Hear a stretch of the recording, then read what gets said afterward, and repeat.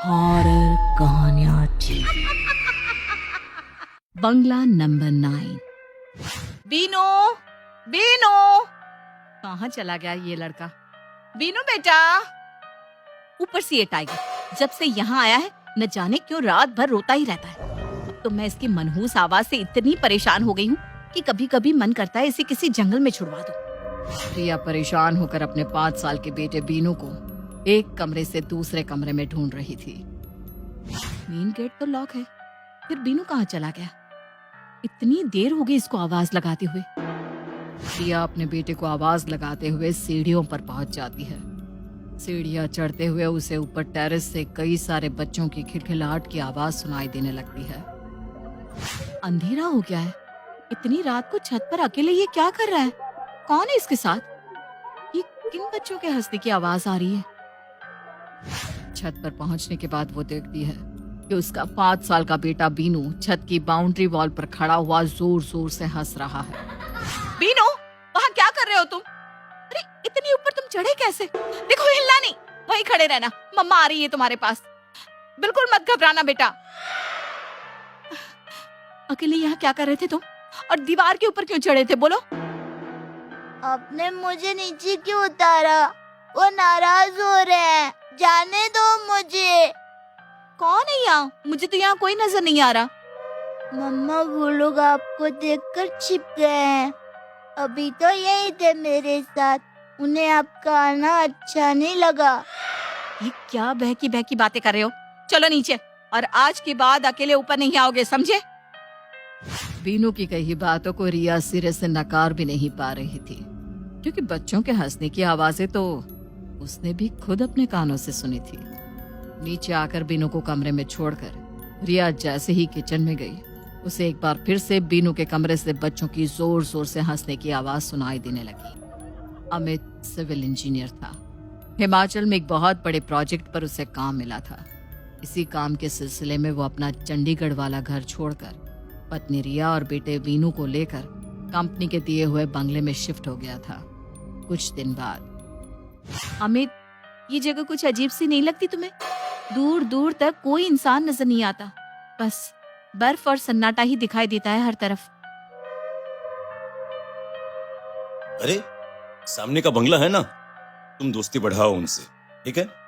फिलहाल तो मैं चलता हूँ, बाकी बातें शाम को करते हैं। अमित के जाने के बाद रिया ने उम्मीद भरी नजर से एक बार फिर सामने वाले बंगले की तरफ देखा, लेकिन रोज की तरह अभी भी बंगले में सन्नाटा पसरा हुआ था।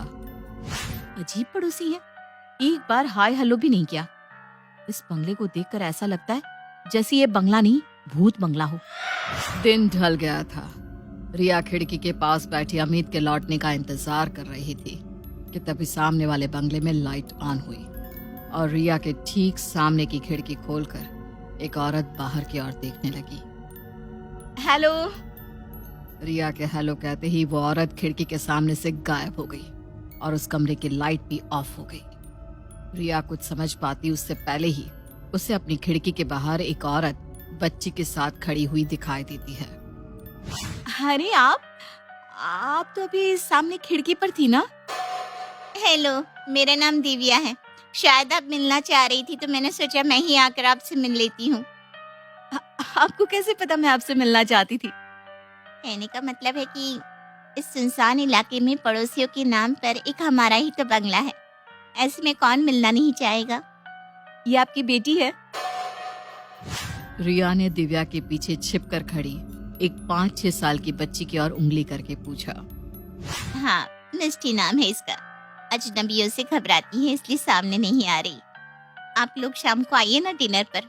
बरसों बीत गए किसी को अपने घर डिनर पर बुलाए हुए। हाँ, क्यों नहीं। अमित के आने के बाद हम लोग 9 बजे तक आते हैं। थोड़ी देर बाद अमित ऑफिस से घर लौट कर आता है। रिया अमित को दिव्या के डिनर इनविटेशन के बारे में बताती है और फिर वे तीनों रेडी होकर दिव्या के बंगले पर पहुंच जाते हैं। बंगला बिल्कुल सुनसान दिखाई दे रहा था। जैसे ही अमित और रिया ने दरवाजा खोलकर अंदर हॉल में कदम रखा, न जाने कहां से एक काली बिल्ली ने आकर उनके ऊपर छलांग लगा दी। ये कैसा भद्दा मजाक है रिया? पूरे बंगले में अंधेरा है, ऊपर से यहाँ कोई दिखाई भी नहीं दे रहा, और और पता नहीं कहां से इस बिल्ली ने हमारे ऊपर हमला कर दिया। रिया, रिया, आर यू श्योर दिव्या ने तुम्हें डिनर पर बुलाया है? ये भी कोई मजाक करने की बात है अमित? अपने घर बुलाकर ऐसे कौन करता है? रिया और अमित ने देखा कि बंगले में रखा हुआ सामान बिल्कुल पुराना और गंदा दिखाई दे रहा था, जैसे सालों से किसी ने इस्तेमाल ही ना किया हो। दीवारों पर लटकी तस्वीरों पर धूल जमा थी और जगह जगह मकड़ियों ने जाल बुन रखे थे। मुझे कुछ ठीक नहीं लग रहा अमित, हम लोग वापस चलते हैं। रिया और अमित जैसे ही हॉल से निकलने के लिए मुड़ते हैं, पीछे से दिव्या की आवाज सुनाई देती है। अरे रिया, कहाँ जा रही हो? अंदर आओ ना, मैं लाइट्स ऑन करती हूँ। दिव्या जैसे ही कमरे में इमरजेंसी लाइट ऑन करती है, वहां पर सब कुछ बिल्कुल साफ सुथरा और नॉर्मल दिखाई देने लगा था। लेकिन न जाने क्यों टाइगर लगातार भौंकता ही जा रहा था और बार बार ऊपर मुंह करके भयानक आवाज में रो भी रहा था। Tiger, tiger, keep quiet tiger. पता नहीं क्या हो गया है इसको। अचानक ही दिव्या गुस्से में टाइगर की ओर देखती है और टाइगर रोते हुए चुपचाप मुंह नीचे करके जमीन पर बैठ जाता है। अमित, रिया और बीनू डाइनिंग टेबल पर बैठ जाते हैं। जैसे ही दिव्या खाना सर्व करने के लिए बर्तन का ढक्कन हटाती है, कमरे में चारों तरफ एक अजीब सी गंध फैल जाती है। ये कैसी स्मेल आ रही है? उफ, मेरा सर चकरा रहा है। रुको, मैं पानी लेकर आती हूँ। अमित, ये कैसा खाना है? मुझे इस खाने में से ही स्मेल आ रही है, मैं नहीं खा पाऊंगी ये खाना। रिया को पानी देकर दिव्या सबकी थाली में खाना परोसने लगती है। छी, अरे ये कैसा खाना है? इसमें तो कीड़े हैं, तभी इसमें से इतनी बदबू आ रही थी। आई एम सो सॉरी, वो एक्चुअली थोड़ा फाइनेंशियल क्राइसिस होने की वजह से हमारे बंगले की बिजली डिस्कनेक्ट हो गई है। अंधेरे में खाना बनाने के कारण शायद इसमें कीड़े गिर गए हैं। कोई बात नहीं, तुम परेशान मत हो, हम लोग फिर किसी दिन तुम्हारे साथ डिनर करेंगे, अभी हम चलते हैं। रिया और अमित वहां से बाहर निकल आते हैं। तो ये बात है, इन बेचारों के यहाँ बिजली है ही नहीं, तभी पूरा दिन इनके बंगले में अंधेरा रहता है। और मैं बिना पता नहीं क्या क्या सोच रही थी। दिन के समय तो अक्सर बंगला नंबर 9 में सन्नाटा ही पसरा रहता, लेकिन जैसे जैसे शाम गहराने लगती, कभी दिव्या तो कभी उसका पति महेश बंगले की खिड़की पर खड़ा हुआ नजर आ जाता। रिया और अमित की भी उनसे दोस्ती हो गई थी और अब वो अक्सर रिया के यहाँ आने जाने लगे थे। अमित, एक बार टाइगर को दिखा लो ना। जब से हम लोग यहाँ आए हैं, इसका बिहेवियर कुछ अजीब ही है। पहले रात रात भर रोता रहता था और अब गुमसुम सा एक कोने में बैठा रहता है। मुझे लगता है इसकी तबीयत कुछ ठीक नहीं है। हाँ, ठीक कह रही हो। अच्छा प्रिया, तुमने बताया था ना कि दिव्या और महेश के 3 बच्चे हैं, लेकिन वो लोग जब भी हमारे घर आते हैं अकेले ही आते हैं, अपने बच्चों को लेकर क्यों नहीं आते? यहाँ तक कि पिछले 2 महीने में मैंने एक बार भी उनके बच्चे को नहीं देखा है। बात तो तुम्हारी ठीक है, मैंने भी उनके बच्चे एक भी बार नहीं देखे। दिव्या कहती है कि वो किसी के भी सामने आने से शर्माते हैं, इसलिए घर से बाहर ही नहीं निकलते। पता नहीं, मुझे तो ये फैमिली बहुत ही अजीब लगती है। तुम्हें ऐसा नहीं लगता? रिया और अमित बातें कर ही रहे थे कि तभी बंगले का मालिक घनश्याम उनके घर की बेल बजा देता है। अरे सर, कैसे हैं आप? अरे बंगले में आपको कोई प्रॉब्लम तो नहीं है? वैसे तो आपको मेरे बंगले में रहने में कोई प्रॉब्लम नहीं आएगी। मैंने बंगले को बहुत अच्छे से मेंटेन जो किया है। बस इस एरिया में रहने की एक ही प्रॉब्लम है कि यहाँ पर रहने वाला इंसान एकदम अकेला पड़ जाता है। अब ले देकर 2 ही बंगले हैं और उसमें भी सामने वाला बंगला बरसों से खाली पड़ा हुआ है। अरे आपसे किसने कहा कि सामने वाला बंगला खाली है? सामने तो दिव्या और महेश की फैमिली रहती है, अच्छे और मिलनसार लोग हैं। क्या नाम बताया मैडम आपने? दिव्या और महेश? अरे कोई गलतफहमी हो रही है आपको। सामने वाले बंगले में कोई नहीं रहता है मैडम। वो बंगला पिछले 12 सालों से ऐसे ही खाली पड़ा हुआ है। अरे हम बता रहे हैं ना, सामने फैमिली रहती है। आप रुकिए, मैं आपको अभी उनसे मिलवाती हूँ। अरे मैडम, जिस दिव्या और महेश की आप बात कर रही हैं ना, वो आज से 12 साल पहले इस बंगले में रहते थे। बहुत कर्ज में डूब गए थे, एक तो अकेलापन और ऊपर से लेनदारों के उलाहने। डिप्रेशन में आकर एक रात परिवार सहित आत्महत्या कर ली थी उन लोगों ने। उनके सुसाइड के बाद इस बंगले में कभी कोई रहने नहीं आया। और आप कह रही हैं कि आपने दिव्या और महेश को देखा है।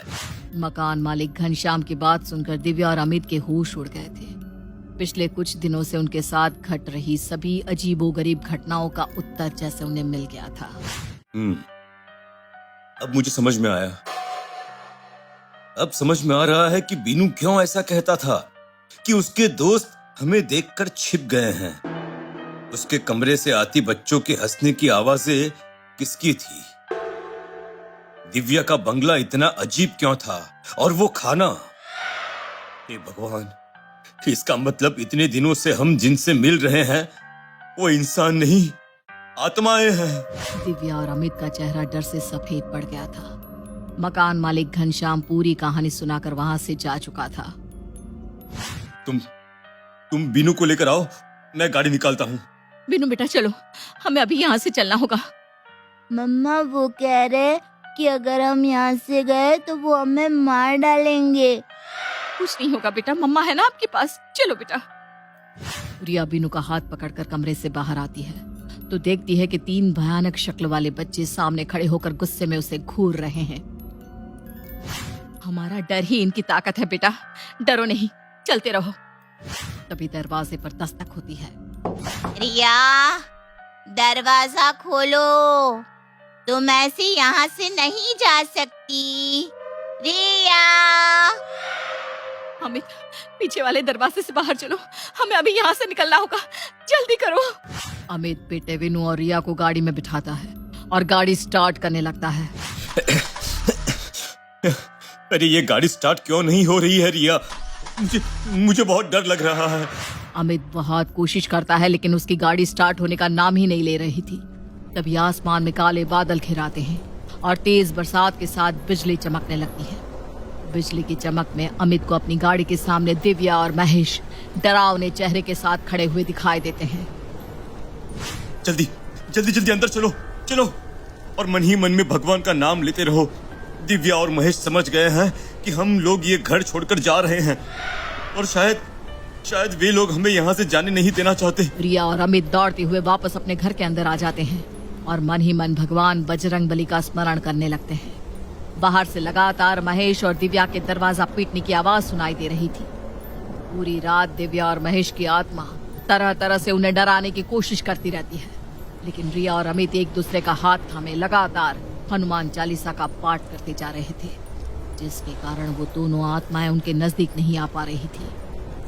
रिया और अमित के जीवन की ये सबसे कठिन रात थी। अचानक दरवाजा पीटने की आवाज बंद हो जाती है। रिया देखती है कि उनकी घड़ी में सुबह 4 बजे का अलार्म बज रहा है। सुबह के 4 बज गए हैं, शायद इन आत्माओं की शक्ति खत्म हो गई है।